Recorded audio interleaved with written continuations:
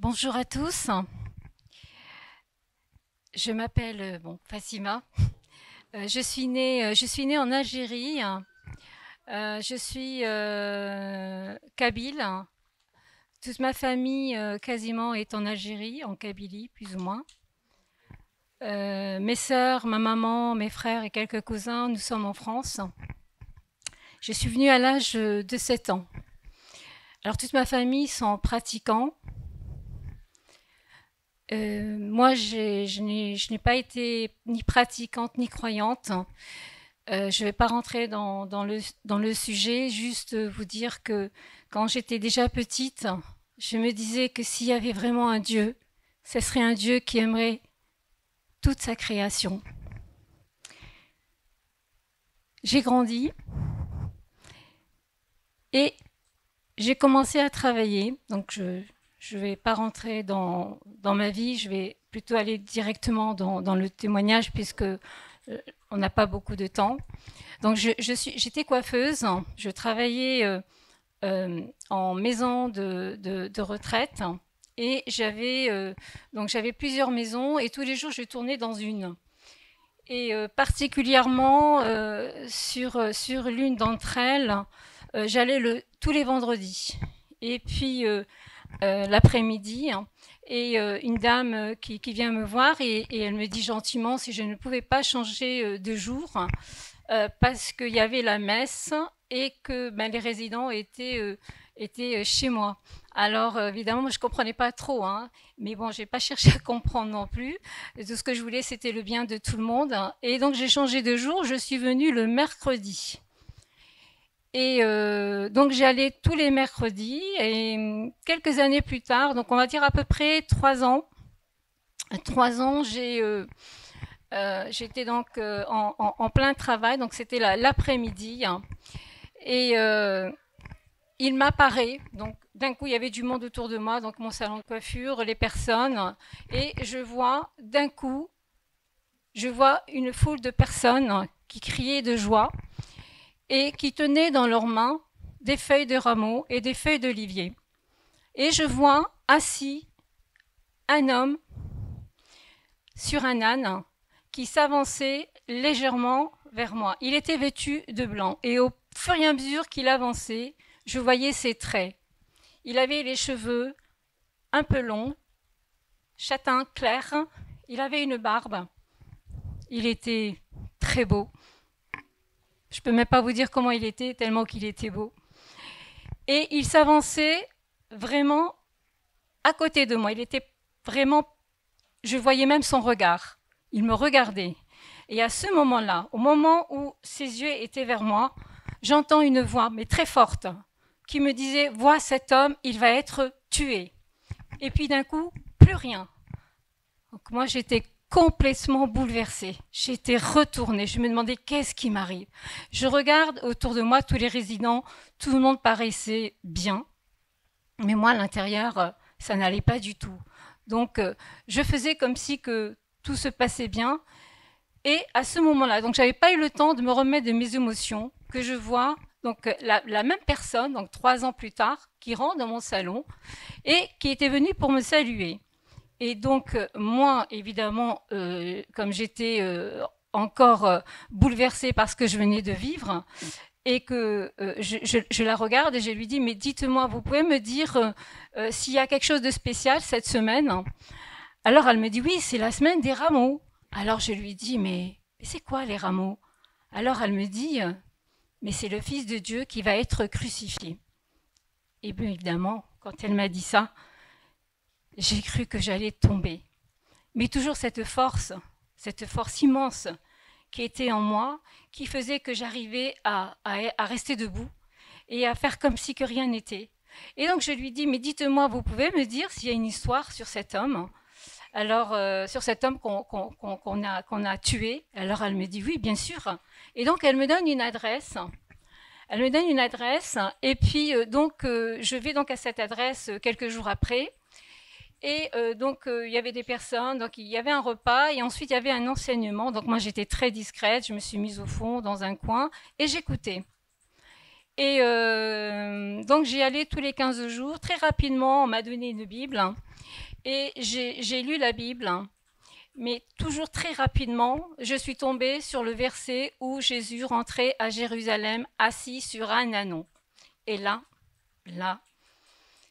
j'étais complètement, évidemment, je ne peux même pas vous dire dans l'état où on peut dire comment on peut être quand c'est comme ça.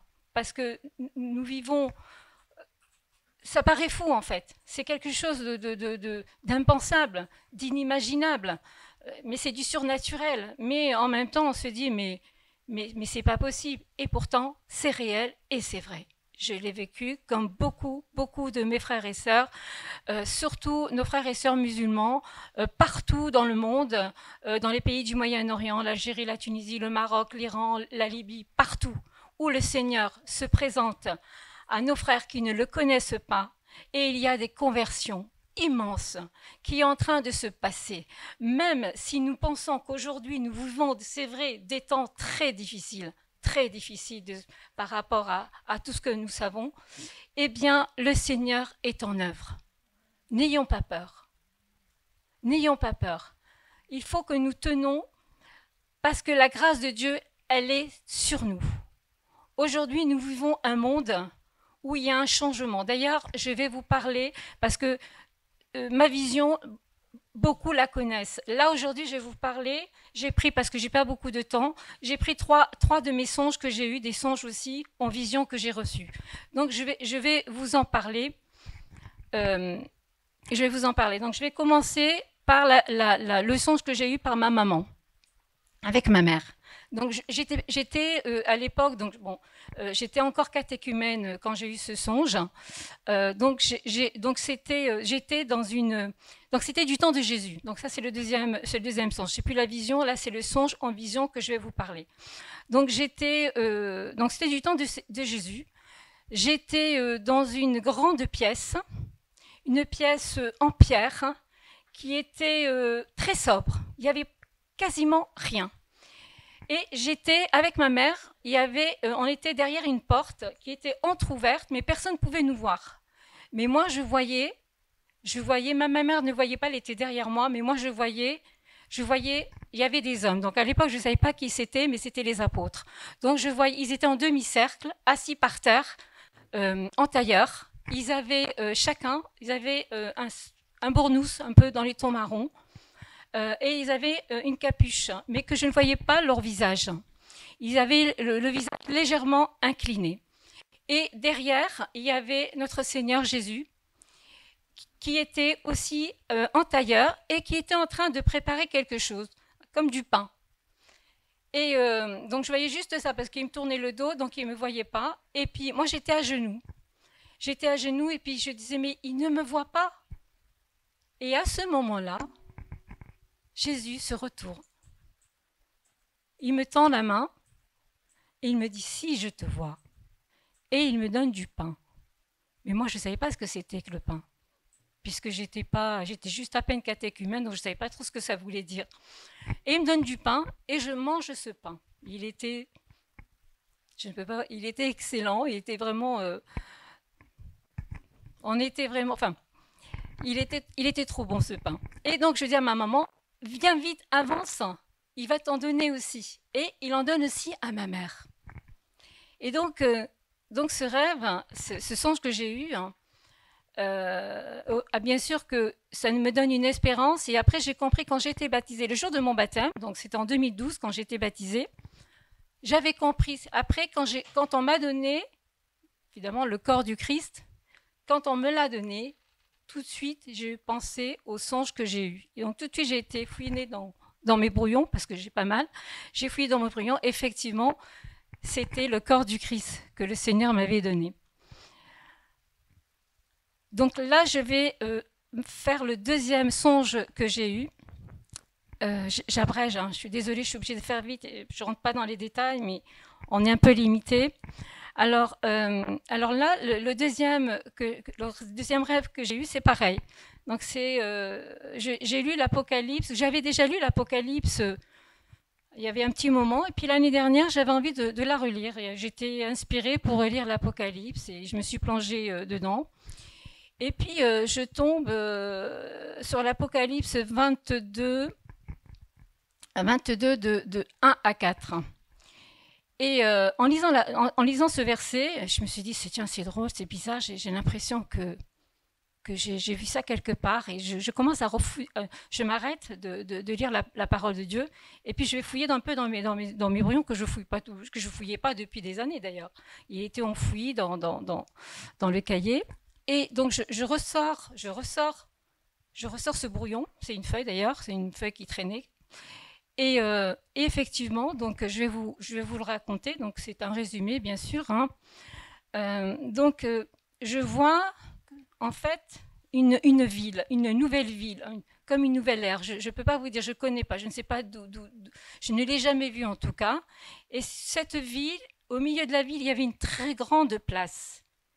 Et sur cette place, il y avait des milliers de personnes qui criaient de joie, qui étaient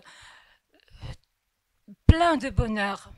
Et moi, j'étais tout au fond, j'étais la dernière en fait. J'étais tout au fond, mais je ne le voyais pas très bien. Tout ce que je voyais, c'était au fond. Je voyais comme une lumière blanche étincelante, et il y avait un trône. Et sur ce trône, il y avait quelqu'un qui était assis dessus. Mais comme j'étais très loin, je sautillais pour essayer de voir, mais j'avais du mal de voir qui était sur le trône. Et puis de toute façon, c'était tellement une lumière, elle était tellement blanche, elle était tellement éblouissante que on pouvait peut-être même pas s'approcher. Et puis j'étais triste parce que j'arrivais pas à voir en fait, j'arrivais pas à voir qui était sur ce trône. Et je savais que c'était quelqu'un d'important, mais voilà, j'arrivais pas. Et puis j'étais triste. Et puis au moment où je disais, je n'y arriverai pas, je ne le vois pas, eh bien, je vois cette lumière qui s'avance vers moi.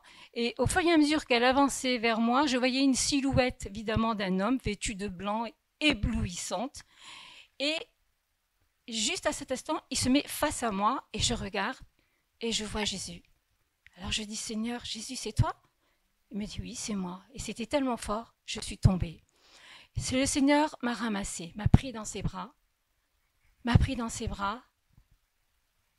je l'ai embrassé, j'ai embrassé ses mains et le Seigneur m'a embrassée sur le front. Alors le front a une signification, je ne savais pas pourquoi, mais ça a une signification. Quand Jésus m'a donné plusieurs fois un baiser sur le front, pareil, quand j'ai lu la Bible, j'ai vu que le Seigneur, par un baiser, marquait ses enfants. Mais après, tous les enfants de Dieu sont marqués, puisque Dieu a dit aux anges, à ses anges, avant que les choses se passent, tous les anges ont été envoyés sur la terre pour marquer d'un signe sur le front tous les enfants de Dieu.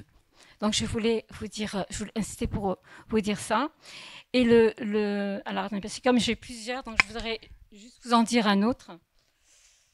Je vais vous parler de la Vierge Marie. La Vierge Marie qui est très importante pour nous. Alors c'est pareil. Donc là j'ai vu, donc c'est dans le songe. Hein. Donc j'ai vu, donc c'était sur Nice. Alors ce que je voudrais surtout vous dire, c'est que ce que je vous dis, on me demande de parler. Je ne suis pas chargée pour que vous me croyiez. Je suis juste là pour témoigner comme tous mes frères et sœurs qui témoignent. Après, ça ne nous appartient pas. Ça appartient à Dieu. C'est important. Donc j'ai rêvé, donc le songe que j'ai eu, c'est donc j'étais sur Nice et donc je voyais la fin du monde. Il y avait le feu de partout, des boules de feu qui venaient du ciel. Il y avait des tornades de feu qui balayaient tout. Il y avait plus d'issue pour personne, vraiment pour personne. On était tous pris dans le piège du feu. Et donc, moi, j'étais dans un immeuble, je ne savais pas où c'était, mais en fait, c'était, à l'époque, je ne savais pas ce que c'était, mais c'était dans l'immeuble de ma fille, qui vient d'aménager. Et donc, il y avait ma fille, il y avait sa chatte. Et donc, du coup, j'ai pris ma fille. Hein, j'ai pris ma fille pour essayer qu'on se sauve, hein, pour pas qu'on essaie de trouver, comme tout le monde, on essaie de trouver une sortie, en sachant qu'il n'y avait pas de sortie puisque c'était la fin des temps. Et je prends ma fille pour sortir, pour essayer de trouver d'essayer de trouver un abri. Et donc il n'y avait pas d'abri. Donc on arrive, tout le feu nous encerclait puisque personne ne pouvait se sauver. Et à cet instant, donc je prends ma fille, je prends Neptis, c'est le nom du chat de ma fille, et je les prends dans mes bras, je les embrasse. Je savais qu'on allait mourir. Je savais qu'on ne pouvait plus rien faire, nous, mais aussi l'humanité en fait. Et j'ai commencé à prier, j'ai demandé, Seigneur, ne nous laisse pas comme ça. Et à ce moment-là, je n'avais pas terminé ma prière. Je vois descendre la Vierge Marie. Elle avait son manteau ouvert. Et ça a été très vite, hein, une dizaine de secondes. Elle me donne une clé. Je ne sais pas ce que c'est, une grosse clé. Puis elle me donne un objet, un chapelet. Et de là, elle nous prend sous son manteau et on a disparu. Merci Seigneur. Merci mon Dieu, parce que c'est pour nous donner, en fait, par la Vierge Marie, par les saints, par les anges, parce qu'il y a tout ça, eh bien, on n'est pas seul. Quel que soit ce que nous vivons, quelles que soient nos épreuves, chacune de nous, eh bien, le Seigneur, il est là. La Vierge Marie, elle est là. Ils sont vraiment présents. Merci. Merci à vous de m'avoir écouté.